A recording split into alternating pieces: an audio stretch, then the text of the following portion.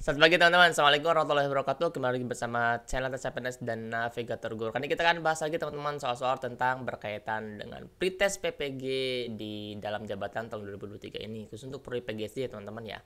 Kita langsung ke soal nomor 1. Jadi teman-teman, soal nomor 1 itu berkaitan dengan mata pelajaran IPA, yaitu di bagian profesional. Tapi di bagian profesional ini biasanya di soal-soal pretest dan seleksi akademik ini teman-teman akan dikaitkan dengan pemecahan masalah yang berkaitan dengan pedagogik juga. Jadi kalau misalkan teman-teman harus diperdalam itu adalah pedagogik dan profesionalnya. Pada mata pelajaran matematika atau IPA ini harusnya ada nih ya teman-teman ya, untuk mengetahui kompetensi peserta didik dalam menyelesaikan masalah yang berkaitan dengan konsep-konsep dalam kedua mata pelajaran tersebut dapat dilakukan dengan menggunakan tes apa nih teman-teman, matematika atau IPA, matematika dan IPA. Dan di sini dilihat teman-teman, di sini kita akan coba untuk aktifkan dulu pen tabletnya. Di sini teman-teman, matematika, IPA, kompetensi peserta didik dalam menyelesaikan masalah. Menyelesaikan masalah terkait dengan apa nih? Terkait dengan konsep-konsep. Kalau berkaitan dengan konsep-konsep, teman-teman ini berkaitan dengan kognitif. Kalau ini berkaitan dengan kognitif, berarti ini adalah tesnya apa? Tes tertulis, tes lisan, ya kan? Ini kedua ini yang sering dilakukan atau diinformasikan pada saat soal-soal yang berkaitan dengan kognitif. Di sini lihat teman-teman. Kalau praktek, berarti praktek ini kita tidak masuk karena dia adalah keterampilan. Tertulis, kita akan coba untuk lingkari. Wawancara, kita coba untuk lingkari karena dia berkaitan dengan tertulis, lisan ya. Angket, kita akan delete. Produk, kita akan delete. Kita akan delete dua ini. Sisa untuk dua nih teman-teman, tertulis dan wawancara.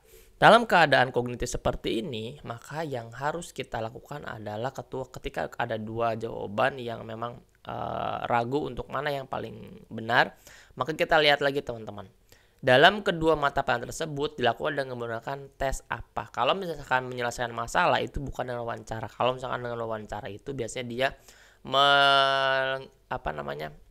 menggali informasi dari narasumber atau menggali informasi dari sumber-sumber yang ada di situ. Jadi bukan menyelesaikan masalah dengan konsep-konsep terkait dengan konsep, tapi dia adalah menggali dan mengetahui sumber-sumber atau permasalahan yang ada di sekitar.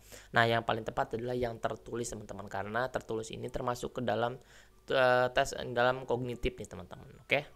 Jadi yang nomor 1 itu jawabannya yang B ini teman-teman. Nah, kemudian kita lihat kunci jawabannya. Pengukuran keterampilan dalam ranah berpikir abstrak, membaca, menulis, menyimak, dan menghitung dapat digunakan teknik lain seperti tertulis.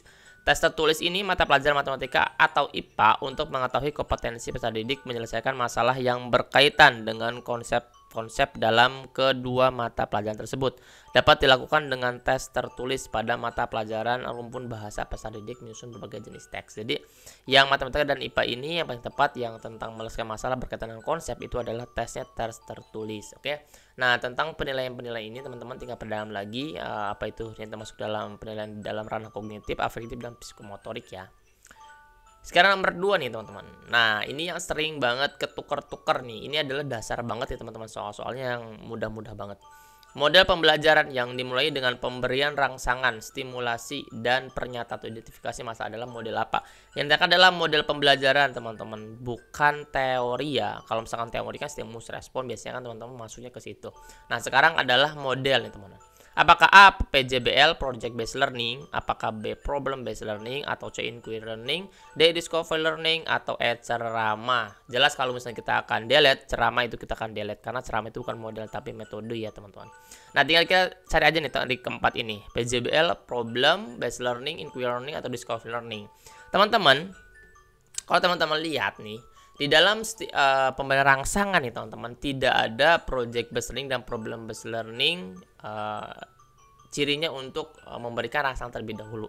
Kalau sih dari project based learning itu pasti membuat atau mengkelompokkan, nah kemudian memberikan arahan kepada peserta didik untuk memberikan waktu tenggang yang ada. Jadi project based learning jelas ini tidak masuk nih teman-teman.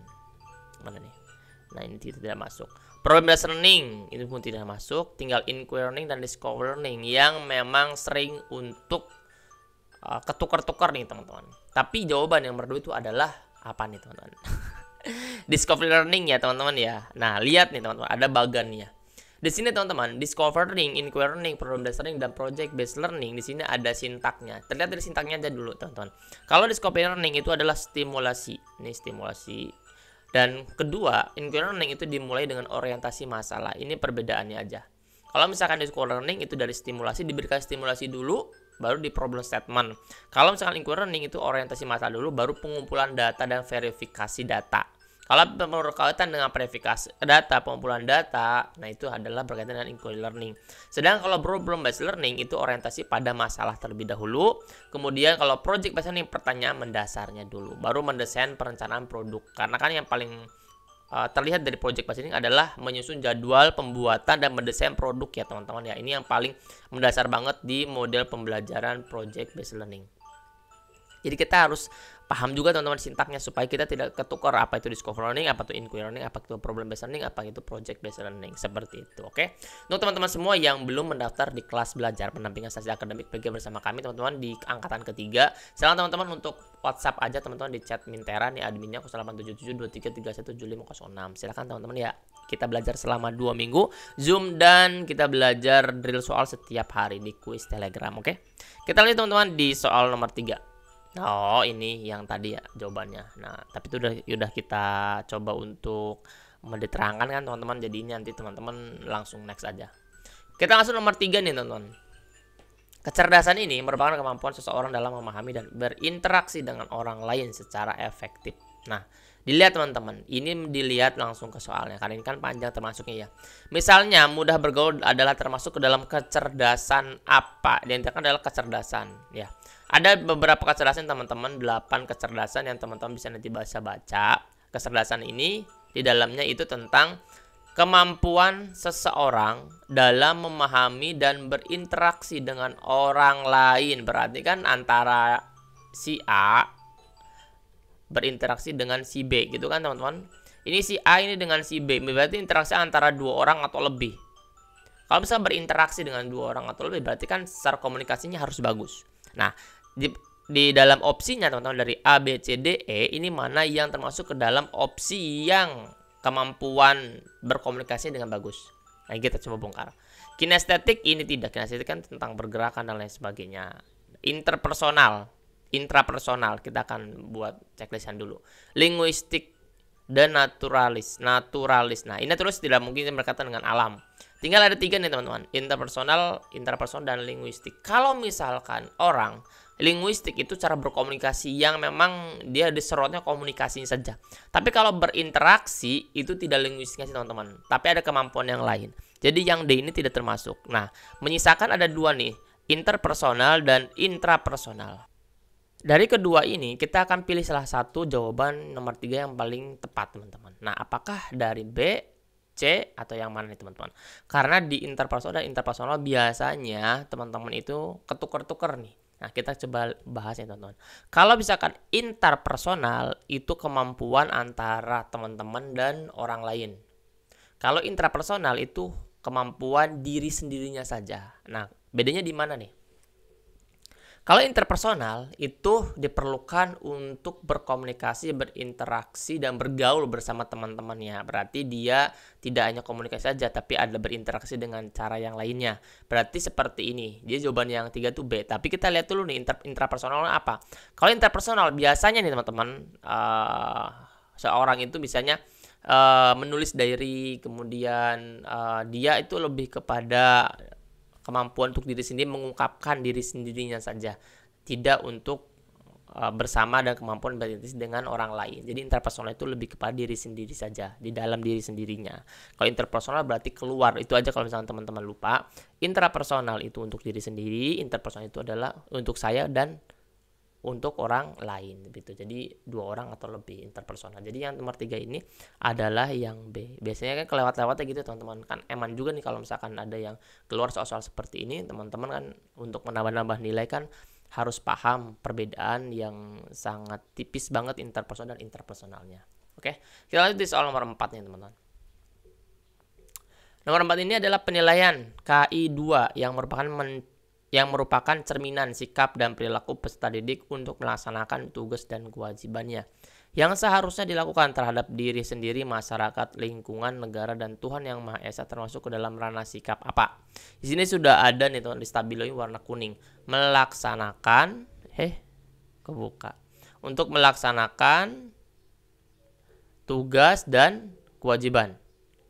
Nah, berarti di sini teman-teman sikapnya apa? Santun, disiplin, tanggung jawab, peduli, dan jujur. Kalau misalnya tanggung jawab, jadi dikasih tahu. Kalau misalkan tugas dan kewajiban, hak dan kewajiban itu termasuk ke dalam sikap tanggung jawab, bukan santun, disiplin, peduli, dan jujur. Karena yang digarisbawahi adalah melaksanakan tugas dan kewajiban.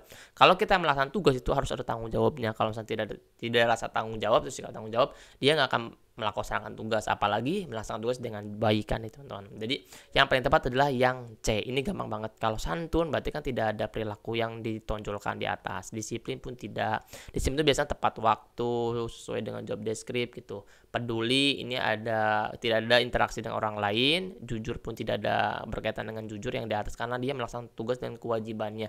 Itu masuk ke dalam tanggung jawab. Kalau dia nggak tanggung jawab, dia nggak akan melaksanakan tugas dan kewajiban. Seperti itu aja teman-teman. Nah, kita lanjut ke soal nomor 5 nih.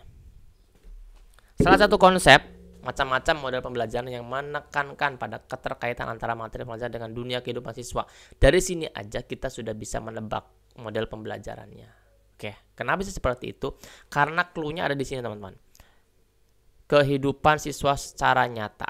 Kalau misalkan kehidupan siswa secara nyata berarti harus kontekstual kan, sesuai dengan kehidupan sehari-hari siswa. Kalau kontekstual ya cari aja model pembelajaran berkaitan dengan kontekstual. Model bibit enggak, CTL kita lepas dulu. Model pembelajaran berbasis masalah enggak, indeks card mencari pasangan tidak, model pembelajaran kooperatif pun tidak. Yang termasuk ke dalam nomor 5 itu adalah yang B. Tapi kita akan bahas juga nih teman-teman. Kalau misalkan clue dari kooperatif itu biasanya siswa tersebut adalah berkelompok. Paling cirinya kooperatif adalah berkelompok. Kalau berkelompok dia adalah cooperative learning. Lihat dulu kooperatifnya, nanti ada beberapa macam kan teman-teman. Nah, kalau misalkan kehidupan siswa secara nyata itu termasuk ke dalam CTL. Oke, contextual learning. Jadi kalau contextual learning ini kontekstual, sesuai dengan konteksnya siswa, sesuai dengan secara kehidupan nyata siswa. Jadi CTL ini berkaitan dengan kehidupan siswa ya, seperti ini yang nyata. Jadi paling gampang banget kalau misalkan soal-soal yang berkaitan dengan model pembelajaran kalau kita sudah tahu sintaknya atau ciri khusus dari soal tersebut. Jadi teman-teman kalau misalkan teman-teman ingin mencoba untuk belajar bersama kami, teman-teman bisa bimbingan bersama kami. Kita dari soal teman-teman setiap hari 20 kita juga Zoom juga. Teman-teman tinggal klik aja di chatnya teman-teman semua, WhatsAppnya tinggal chat aja nih teman-teman di 087723377506. Min mau ikutan kelas pretest PPG gitu. Silakan teman-teman, kita akan mulai belajar di angkatan 3 ini di tanggal 10 dan pendaftaran terakhir di tanggal 8, oke? Nah, teman-teman semua, itu 5 soal yang menurut saya bisa untuk menjadi bekal teman-teman semua, karena kita harus terus-menerus mencari materi dan soal-soal yang berkaitan dengan prodinya teman-teman semua. Kebetulan ini adalah prodinya PGSD, jadi teman-teman bisa mencatat tuh di catatan-catatan hariannya atau misalkan di bukunya bahwa memang aplikasi itu nggak bisa, menurut saya ya nggak bisa belajar yang dadakan, karena kan dia prosesnya panjang. Kemudian teman-teman juga kan sekarang sedang menunggu kan hasil dari administrasi dan hasil dari pengumuman atau jadwal seleksi pretestnya. Jadi sambil menunggu teman-teman dicicil tuh setiap harinya soal. Jadi kalau misalnya teman-teman sudah cicil soal materi, jadi teman-teman sudah siap untuk melakukan soal-soal yang ada di pretest. Karena soal-soal di pretest itu kan kita nggak pernah tahu apa yang akan keluarnya, tapi kita bisa prediksi materi-materi yang akan keluar. Kan nggak mungkin kalau PGSD ternyata dikasihnya di non PGSD. Jadi teman-teman harus siap. Dan satu lagi teman-teman, kalau misalnya teman-teman bingung belajar dari mana, silahkan teman-teman belajar di Kisi-Kisi 2022, nggak apa-apa, karena nggak mungkin terlalu jauh dari situ juga. Teman-teman pasti berkaitan dengan itu juga. Terima kasih teman-teman, semoga ini bermanfaat ya, semoga sukses dan PPG-nya lulus.